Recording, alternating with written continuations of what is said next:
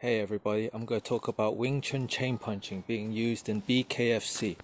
Not long ago there was a fight on the London card. This is when David Round finishes Ashley Griffith. We're going to look at the finish. Round gives him a jab, cross, hook, and then cross, and then now chain punches him to the ground and finishes his opponent Ashley Griffith. This is a rare footage of Grandmaster Ip Man. He is demonstrating chain punching. He also taught Wing Chun to the infamous Bruce Lee. Here we watch Ip Man demonstrate the chain punching in slow motion. Now we watch it at full speed, performed by action superstar Donnie Yen. This is a well choreographed fight scene when Donnie Yen plays the Grandmaster Ip Man, and now I'm going to attempt to explain how David Round uses chain punching in his BKFC fight. Basically what happens in the fight, we hit it, I catch him, he catches Round, his opponent, he hits him again, you go down a little bit. So rather than what he does here, rather than going the traditional, try to finish him off with uppercuts or hammer fist, he decides to line his center line to his face and chain punch, boom, boom, boom, and finish his opponent off this way. Okay. This chain punching is very good because first, if he does the same thing, bang, bang. If he moves his head, here you can move with him. Move again, move this way, move away, boom. You can move here, follow. So this chain punch is very good for follow. And if his head is down here, if I decide to start doing slug with him like here, boom. First he might have. Normally people have their guard up, so he might hit the side and not hit.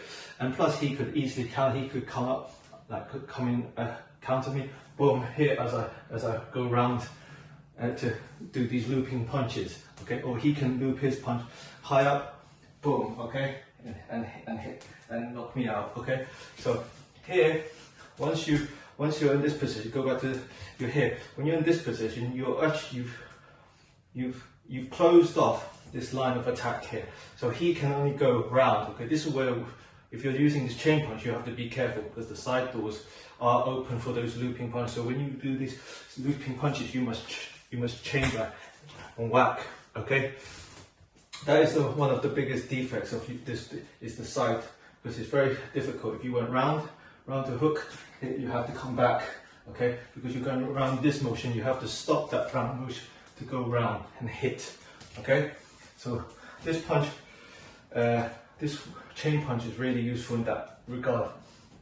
Okay, or in close position as well. That's why in close position, you see in boxing, they do a lot of, they do hooks. They don't do straight punches very often because they can't, because with the torque, you have to put this momentum in to cause a lot of power. So they don't do a lot of straight punches, but in Wing Chun, when they do chain punching, here you can actually, from this punch, whatever you want to call it, it's like holding a door handle basically. You can easily hit and hurt them, boom, in close proximity. Rather than going round, if I went round here, you can easily block and counter back, or block and counter with the same hand, boom, and he can easily counter. But here, in close proximity, I take the foot, so he has to go around, bang, boom. You see, I can catch hold of this. So this close is easy to put. You see, you can easily put power rather than put straight. It's not as powerful.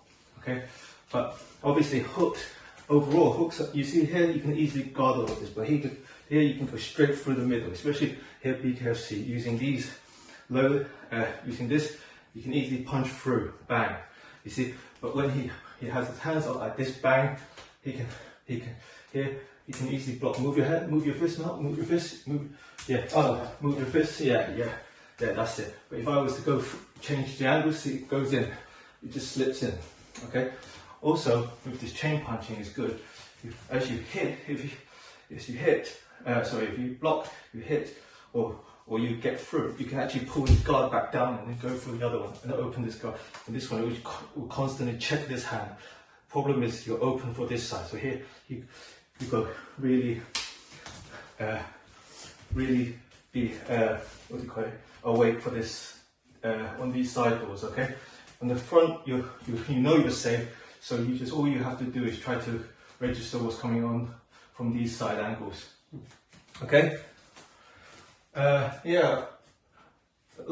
Obviously in BKFC with the hands, there's no gloves. You can easily use a lot of techniques. I suggest a lot of Wing Chun guys or JKD guys try to get involved as quick as possible before. Like the BKFC is still new, and the guys are coming in. They're all feeling it out. They're seeing what's up, and they're not as technical as they should be. But they will get to a very technical stage. Like the UFC at the beginning was very. It was very brawler, sluggish, not very technical, but right now they're very technical, they're very refined, they're very, they have their own syllabuses now. But even BKFC, they don't even have, I don't even think they've got proper, they've got like proper coaching, or if they, or even schools. And all the coaches, they have to, I guess, they have to learn from like Lu Fui, which use bare knuckle, and some Muay Thai guys use bare knuckle, or some BKB guys that they could get their knowledge from. But traditional martial artists always use this, so they can always, so for them they'll get used to this. Okay? Thank you very much.